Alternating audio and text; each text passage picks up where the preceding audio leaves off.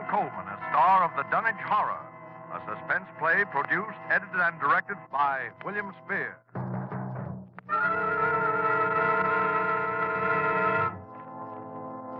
Come in, Dunwich, Massachusetts. Come in, Dunwich. Good evening. This is Henry Armitage. I'm speaking to you. Dr. Rice, please close the window. I'm speaking to you from my laboratory on the slopes of Sentinel Hill near Dunwich, Massachusetts. Present with me is Dr. Warren Rice, my distinguished colleague from Miskatonic University.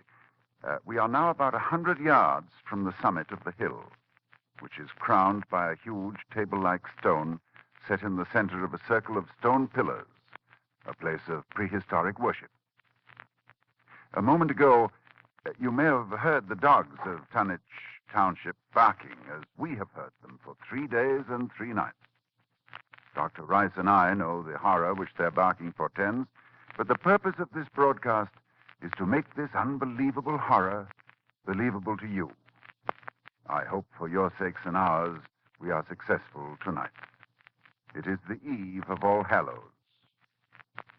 Tomorrow will be too late.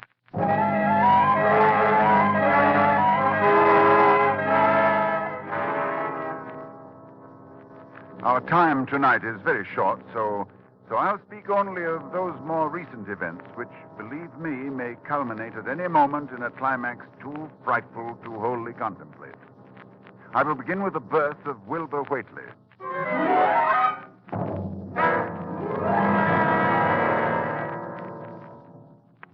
It was the night of February the 2nd, 1921, Candlemas. Toward dawn, when Lavinia Whately, a deformed albino woman about 35 years old, gave birth to her dark, goatish-looking son in the crumbling Whately farmhouse northeast of the village. No one attended her. No doctor or midwife. No one was with her, except her aged, half-insane father, who was known as Wizard Whately. So Wilbur came into this world under heaven knows what incantations, what appeals to what power. A week later, Wizard Whately drove his sleigh into Dunwich village and reported the event to a group of loungers in Osborne's general store. Hey, your grandson got yellow hair like Lavinia, Wizard? No, takes after his father more. He's dark. You never spoke of who his father might be now, did you? Oh, you know his father when the time comes. Oh, Lavinia's read and seen some things the most of you only talk about. I calculate her husband's as good as you can find this side of Aylesbury. Well, we don't be nosy, Wizard. Maybe it wanted no church that none of you heard of. But you wouldn't ask no better church wedding than Lavinia's. Why, I didn't hear tell of no wedding, Wizard. When was that? Oh, not a wedding you'd hear of, Corey. Not a husband you'd hear of, neither. But let me tell you something. Someday you folks will hear a child of Lavinia's calling its father's name on top of Sentinel Hill.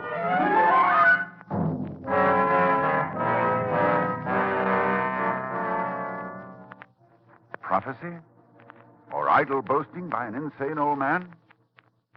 Oh, I know I ask a great deal when I ask you to believe that the arrival of an infant into that house of dire poverty and squalor could possibly constitute a horror and a threat to all our known world. Yet it has an earthly history. Perhaps through this history, you will be able to give it credence. Wilbur Whately's growth was uncanny. But even if he had been an average child, he would have become, in time, an unnatural being, for he was surrounded from the first by the most malign influences. There was his grandfather, old Whately, Wizard Whately, who each Halloween climbed Sentinel Hill to the great circle of stone, and while the hills shook, stood holding a great book open on his arms and shrieked into the wind. Shrieked. No! Jump off! No! Jump off! No! Jump off! Yog Sothoth. That dreadful name. first mentioned in the hideous forbidden book, the Necronomicon. And this wizard Whately was Wilbur's teacher.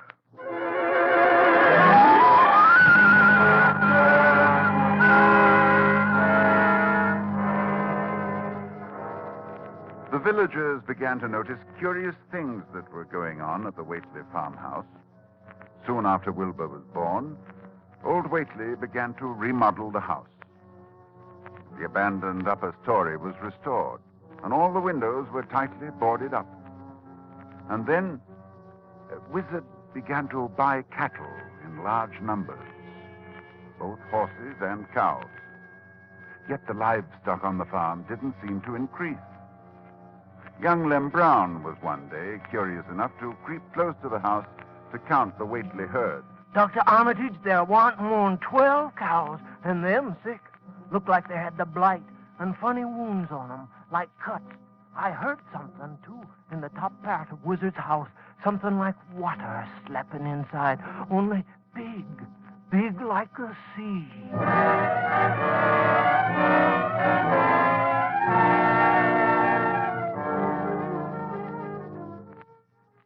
One other person went to the Whately farm in the years before I met Wilbur, Dr. Ken Houghton of Aylesbury, who was called by Wilbur himself, who said that his grandfather was dying. Dr. Houghton found the old man in a bedroom on the ground floor, and Wilbur with him. While outside the window, a legion of whippoorwills cried loudly and rhythmically, endlessly. Wilbur spoke about the sound. Listen, they whistle in time with his breathing now. They're ready. Listen, Doctor.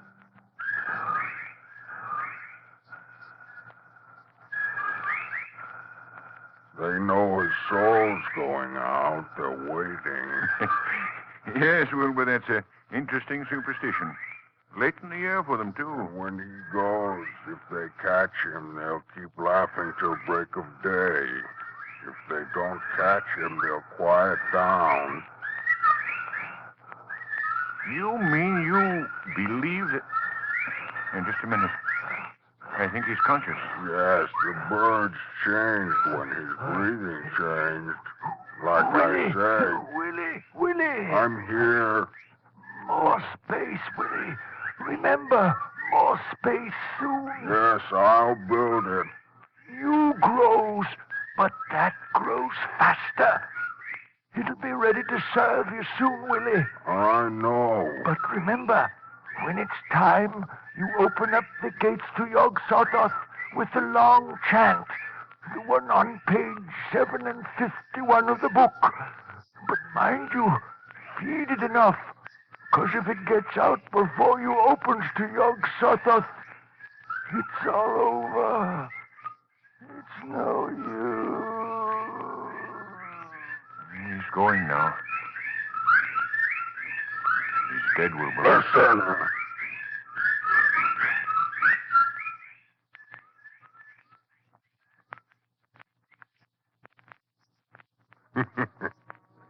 The birds, they didn't get him. Yes, he's free. He's gone.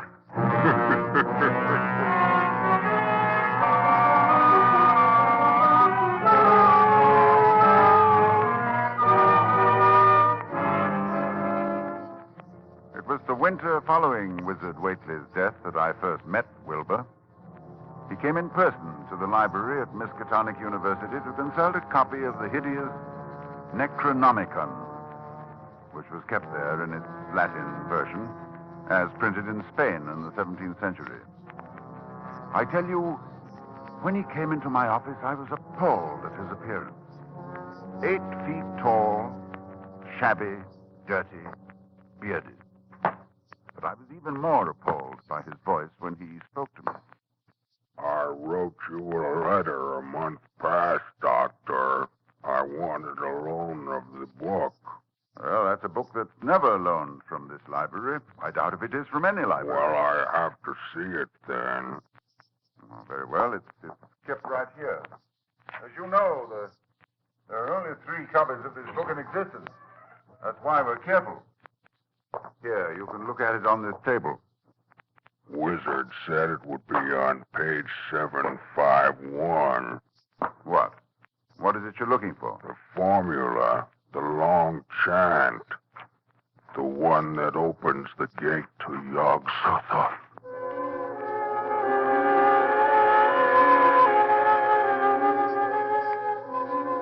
I felt a wave of fright as tangible as a draft from the tomb. He seemed somehow like the spawn of another dimension, like something only partly of mankind, linked to black gulfs beyond all spheres of force and matter, space and time. And presently he raised his head and spoke again. It's here, all right, but I'll have to have a copy. Oh, that paragraph there? Oh, I don't Do know. you know Latin, Doctor? Yes, certainly. Then read it, Doctor. Let's hear how you make it out. All right, that shouldn't be difficult. Let's see. Nor is it to be thought that man is the oldest or the last of Earth's masters. The old ones were, and the old ones shall be. Not in the spaces that we know, but between them. But only Yog-Sothoth knows the gate. Yog-Sothoth is the gate to where the old ones broke through of old. Their hands are at your throats, yet ye see them not. Dr. Armitage, you see, I reckon I've got to take that book home. There's things in it I've got to try, and you can't hold me up. No, I'm sorry. I tell you, Doctor, I'll have the book sooner or later, no matter what. You see, that's waiting for me at home won't wait much longer.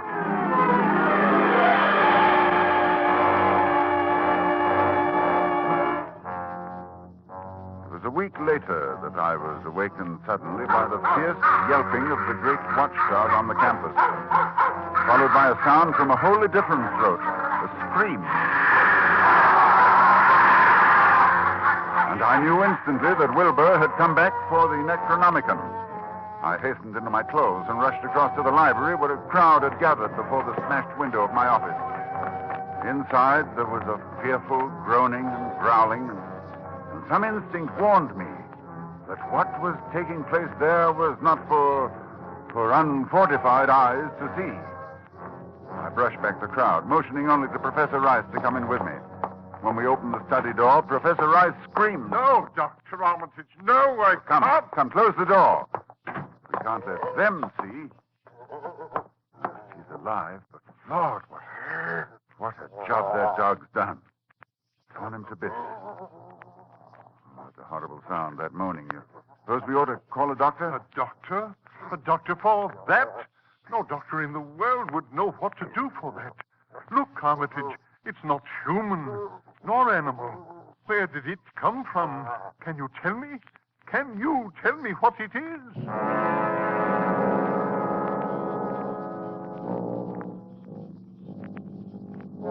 No, I couldn't tell what Wilbur Whately was. The thing that lay half bent on its side in a pool of greenish-yellow stickiness was 9 feet tall. And the dog had torn off all the clothing and some of the skins. It was partly human, beyond a doubt, with very man-like hands and head, but the torso and lower parts of the body were fabulous. Its chest had the leathery hide of a crocodile or alligator. But below the waistline, the skin was covered with coarse black fur. And from the abdomen, long greenish-gray tentacles. The limbs, terminated in ridgy-veined pads that were neither hooves nor claws. And as Dr. Rice and I stood staring at this presence, the whippoorwills began to cry in unison outside the study window. And then the thing on the floor roused and mumbled. God. God. God, shut up. God, shut up. Armitage, in heaven's Oh, name. listen. The whippoorwills. Listen. Yes, he's dead now. Look, Rice. Look what's happening. He's disintegrating. Of course. Fast, too. Fading away. Because he isn't made of matter as we know it on Earth. I guess he took after his father. So there'll be nothing left. His father? What was his father? I daren't think.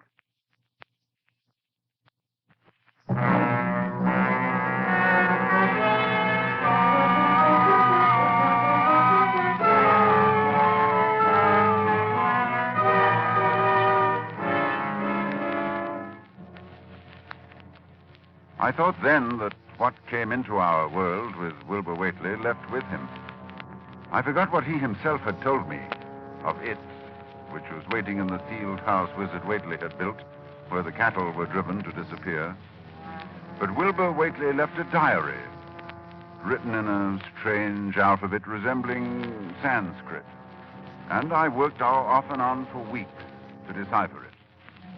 And finally, I read the following passage written by Wilbur when he was no more than 8 years old. That upstairs is more ahead of me than I had thought it would be, and is not like to have much earth brain.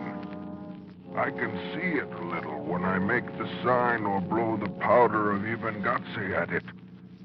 And it is like them I see Halloween on the hill. I wonder how I shall look when the earth is cleared and there are no earth beings. Maybe like that upstairs looks, which has no body, even fed with all the blood. Toward morning, in a cold sweat of terror, I called Dr. Rice to my house and told him we had to destroy what's in that farmhouse. Why can't we just leave the thing locked up there? The house is boarded tight. Yes, but you think boards will hold it? Don't you realize, man, it hasn't been fed? It hasn't had blood since the 18th of September, when Wilbur Whately came here to die.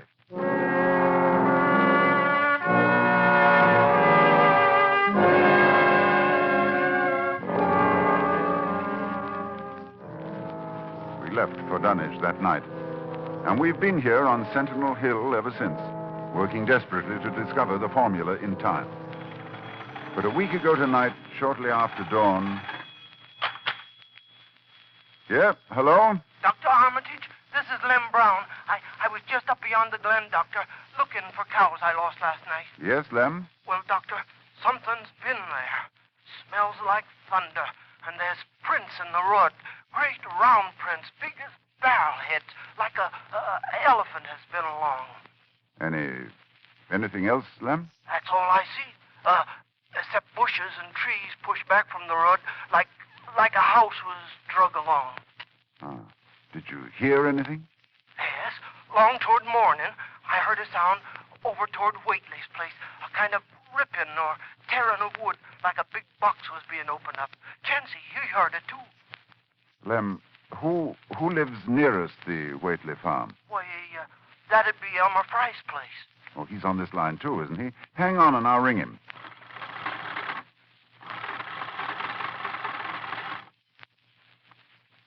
Yes, Dr. Armitage, this is Central. I'm trying to get Elmer Fry, Central. Doctor, he must be out somewheres, and his whole family. I was ringing there an hour ago. Earl Sawyer saw Elmer's cows stampeding in Cold Spring Glen. Oh, you didn't get him, All right. But if you hear or see anything more, let me know. I'll be here working all day. Rice! Rice! Oh, wake up. It's loose. It's out of the house. One family gone already. We have to work. Pray God we find that formula in time.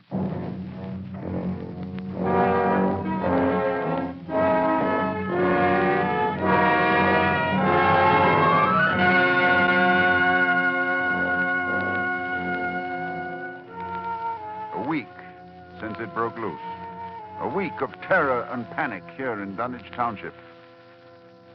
Each night it moves about the countryside, leaving the trees crushed in a 30-foot swathe, as though by a moving mountain, leaving its monstrous tracks on a trail of tarry stickiness, leaving crushed and gutted farmhouses and whole herds of cattle drained of blood. Well, ladies and gentlemen, that is the story to this moment. And tonight is Halloween. Tonight we are here to... Oh, just one moment, please. Dr. Rice, did you hear something? With the window closed, no. Well, we'll throw it open. I thought so. Listen. A sound from 1,000 bending trees. A sound like the sea moving across a forest. Yes. Yes, it's coming here, of course. All Hallows, it comes to Sentinel Hill. Dr. Rice, I'll try the formula and the powder from the altar stone. I want you to stay here at the microphone and report what you see. Very well, Dr. Armitage. Oh, wait a minute before I go. To any scientists who may be listening to me, if I fail, there is a possible alternative formula in Falconer's mystical formulae of the Middle Ages on page 24. Listen. Well, there are the whippoorwills. I better get out there. Take over, Dr. Rice. Yes.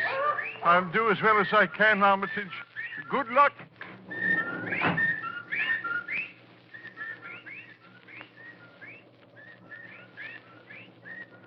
Ladies and gentlemen, Dr. Armitage is climbing to the top of the hill, to the altar stone. I can see him plainly, for the moon is high and the night clear. Down the hill, toward the dark village, I can see the grasses and shrubbery bending down, marking the monster's ascent. It moves quite fast, and I feel a proximity to phases of being utterly forbidden. Now, Dr. Armitage stands now on the altar stone and is holding the powder which, if the books are correct, will make this thing for an instant visible. It is quite close to him now, perhaps 20 yards or less. He lifts his hands. He flings the powder in a wide arc. I can see... Oh, no! No!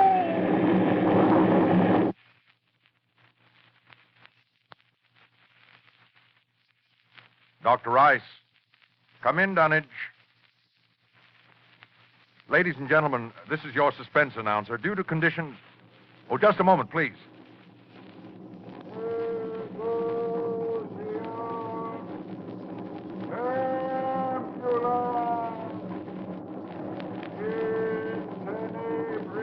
One moment, please. Dr. Rice, can you hear me? Yes, I can hear you. Yes, for a moment I was overcome when I saw...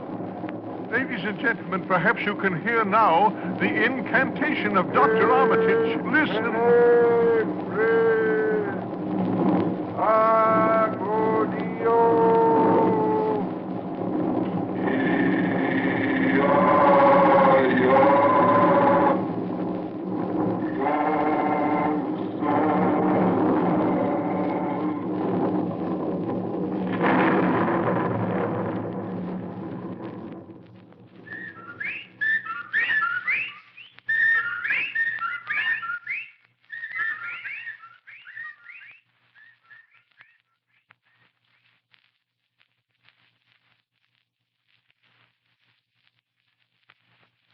The whippoorwills mean death.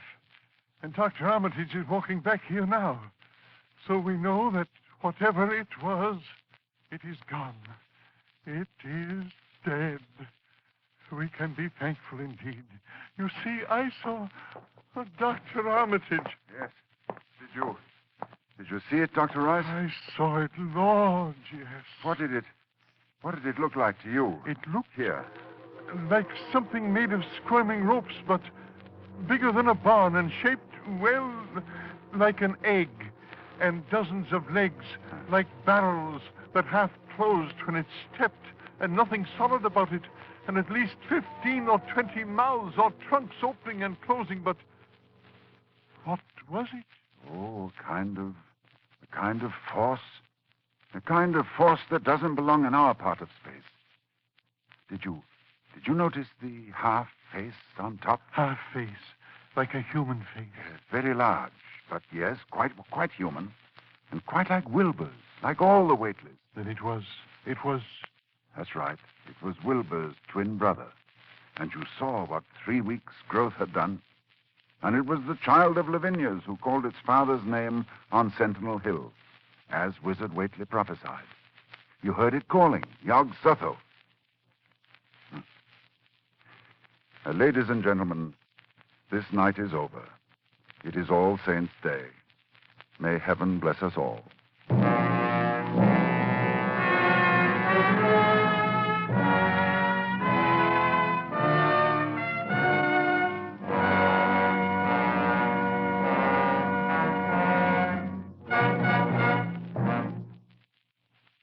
The Dunwich Horror, with Ronald Coleman as your star of Suspense.